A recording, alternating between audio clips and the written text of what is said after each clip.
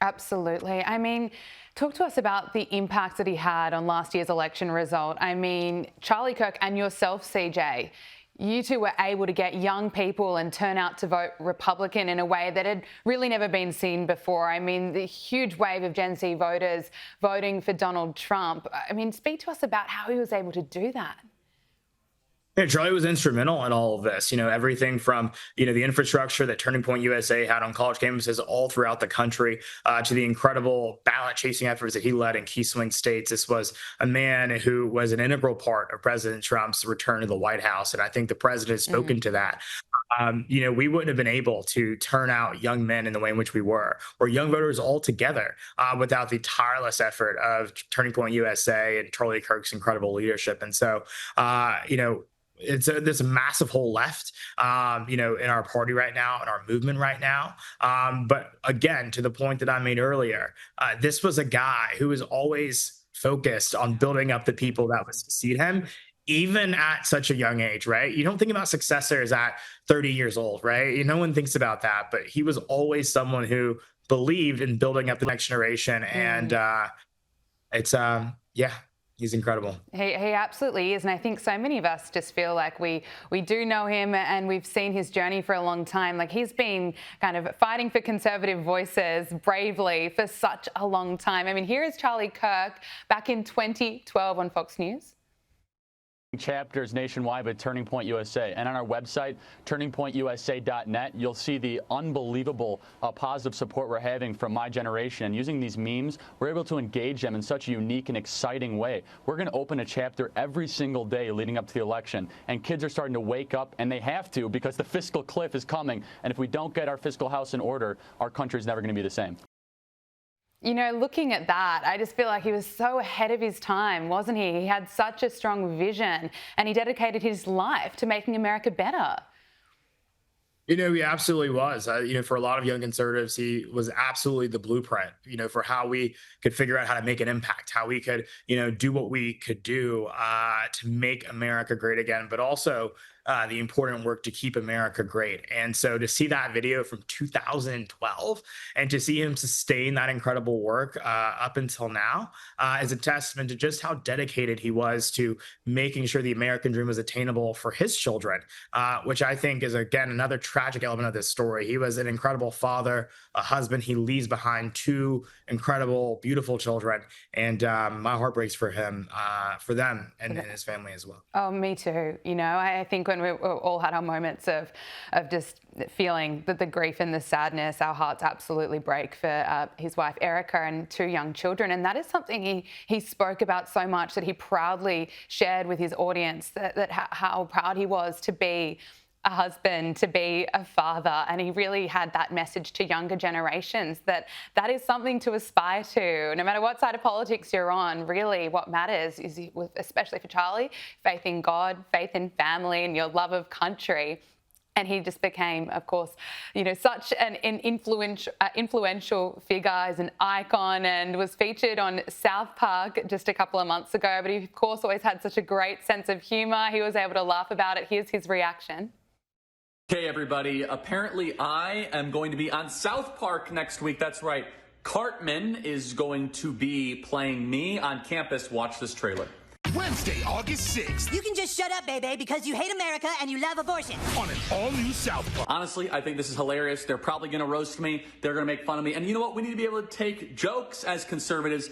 And that is what makes us different than libs, different than those on the left. We can laugh at ourselves. We can be made fun of. We can kind of have a lighthearted attitude about it. Can't wait to see these professional comedians and the South Park legends do what they will do with our viral campus tourism. CJ, I love it. He brought so much humor. He was happy to have a laugh about himself. And I actually love the South Park roasting. I think he really kind of nailed Charlie Kirk there. Call out people saying you hate America. But it was amazing. Yeah. He was able to change the minds of young people in real time. We were witnessing it.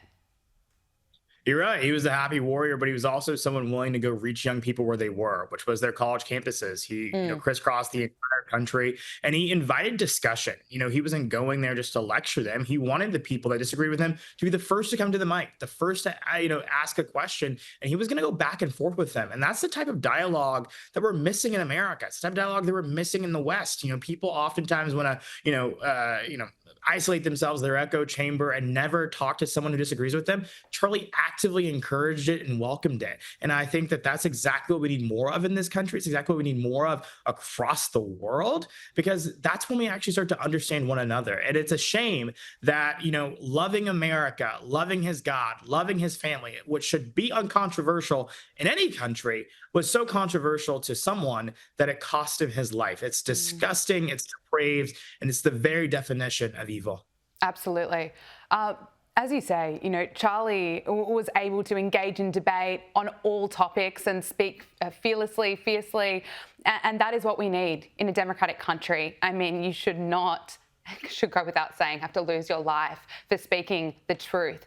And he was so passionate about such important issues that often would get missed or overlooked by the mainstream media that you and I have spoken about previously, CJ. But most recently, he was constantly speaking out about the brutal murder of Irina Zarutska, this Ukrainian refugee, 23 years old, that was slaughtered on a train in Charlotte, North Carolina. And if it wasn't for voices like Charlie and others, like Elon Musk was also calling out this horrific murder as well, this would have been missed by the mainstream media because they were ignoring this attack. And I was just on Charlie's Instagram obviously this morning, and it was only, I think, 12 hours ago that he was posting about Irina Zarutska. Let's just take a look at this.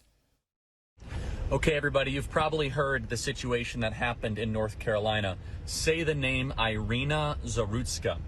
Irina Zarutska was just riding public transit. By the way, she was a refugee from Ukraine, of all places, and she came to Charlotte, North Carolina.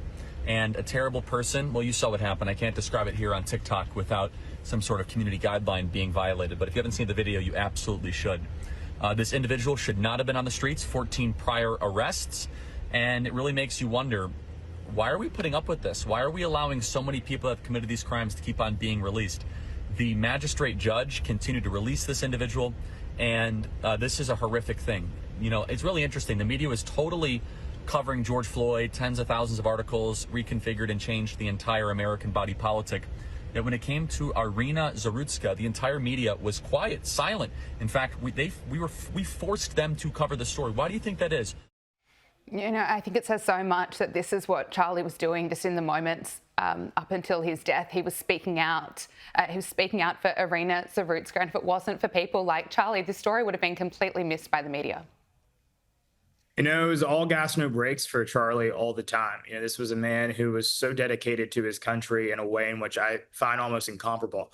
I tweeted earlier today, I don't think there's anyone I know who loved his country, loved his family, and loved his God more than Charlie Kirk. And, of course, God bless him for shining a light on what happened to Irina in Charlotte, North Carolina. She was failed by progressive policies there, and hopefully she gets the justice that she deserves. But hopefully Charlie also does as well. It's unfortunate that this assassin is still on the loose. We have not yet detained him. Hopefully, that will change soon. But it's tragic. It's very, very tragic. It's so tragic. CJ, before I let you go, I just want to get your kind of final thoughts, really, on the impact, of course, that this has had on so many Americans, but particularly Gen Z voters. And I suppose there's going to be so much time where we have to mourn and heal the loss of Charlie Kirk. I mean, I still can't believe that it's real. But as you spoke about the legacy he leaves behind, I mean, what an incredible one, that he was able to touch so many lives, make such a huge impact. And I suppose, what do you see going forward? I know we'll continue to honour Charlie Kirk, but really, can you speak to the movement that he's created and how that will live on? To quote President Trump, we've got to continue to fight, fight, fight. I think that is the legacy that Charlie is leaving, and I think that's what he would want us to continue to do. This cowardly attack was meant to deter us. It was meant to instill fear into us that would make us become silent.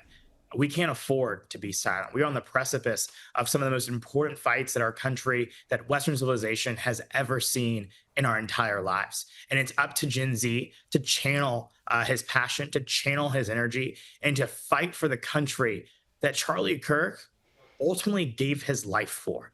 And so I think that is our command. That is our charge. That is what we must do. And I'm all in on that. And I think many of my peers are as well, because we have no choice but to be. We will not let these people win. We will not let these evil, satanic, just absolutely just terrible people win the day. We will win the day. So well said. CJ Pearson, RNC Youth Advisory Council co-chair, thank you so much for your time. We really appreciate it. Thank you.